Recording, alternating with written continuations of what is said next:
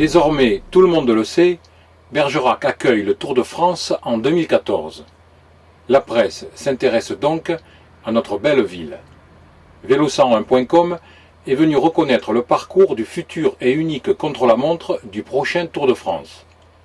Vélo101.com, c'est actuellement 30 000 visiteurs quotidiens, avec un objectif d'1 million d'internautes mensuels en 2014.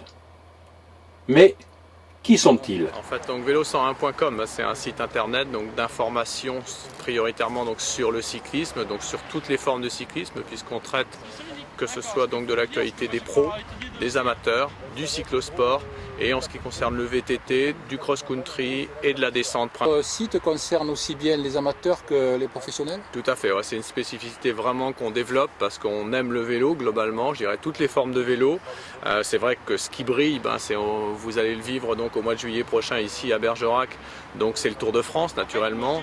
Ce qui brille aussi derrière, bien évidemment, c'est les pros, mais finalement c'est aussi tout le travail qui est fait dans les clubs amateurs, tout le travail qui est fait dans les clubs en général, donc à la base, disons, qui fait que on a des coureurs professionnels qui brillent donc sur les routes du Tour de France.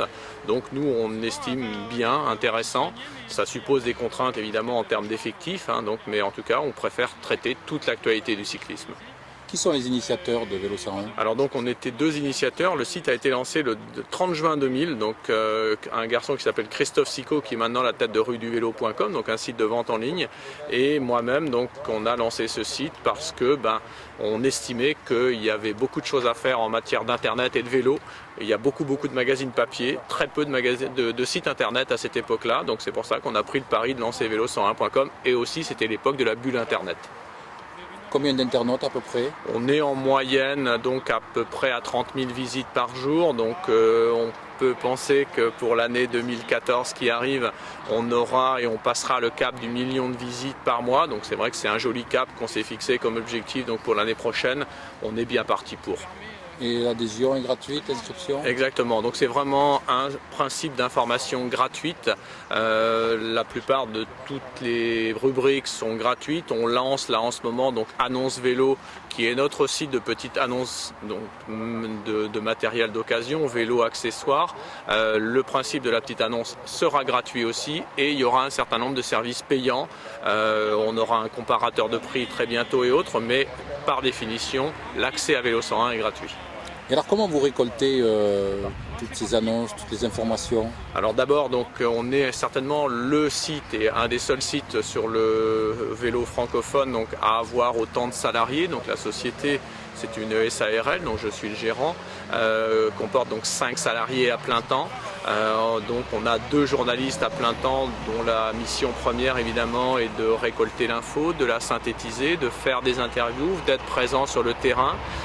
Et puis c'est vrai qu'aujourd'hui avec la notoriété qu'on a, la reconnaissance qu'on a, la qualité, on peut le dire, donc de l'éditorial chez nous, les équipes, les organisateurs, les coureurs éventuellement nous envoient de plus en plus d'infos parce qu'ils savent qu'on la relaie bien. Évidemment on ne fait jamais du copier-coller d'un communiqué de presse qu'on reçoit, donc il est toujours synthétisé, travaillé, et on le rend qualitatif, si tant est qu'il était déjà qualitatif bien évidemment. Et ce travail, ça suppose évidemment d'avoir du monde à plein temps. On a de la concurrence, je dirais, qu'on déplore un peu, qui, on va dire, pompe gentiment les infos, fait travailler des gens sans forcément reconnaître la qualité de leur travail en les rémunérant. C'est vrai que ça crée une concurrence. Sur l'internet, c'est un peu ça qui est... Il y a beaucoup de choses, du bon et du moins bon. On fait en sorte, nous, d'être, je dirais, leader, d'être dans le peloton de tête, forcément avec des concurrents qui ne travaillent pas de la même manière que nous. Mais bon, c'est comme ça, c'est la vie, et on fait en sorte de dépasser tout ça, quoi. Alors aujourd'hui, vous êtes sur la future étape du contre-la-montre Bergerac-Périgueux du 26 juillet prochain. Est-ce que vous allez faire d'autres étapes?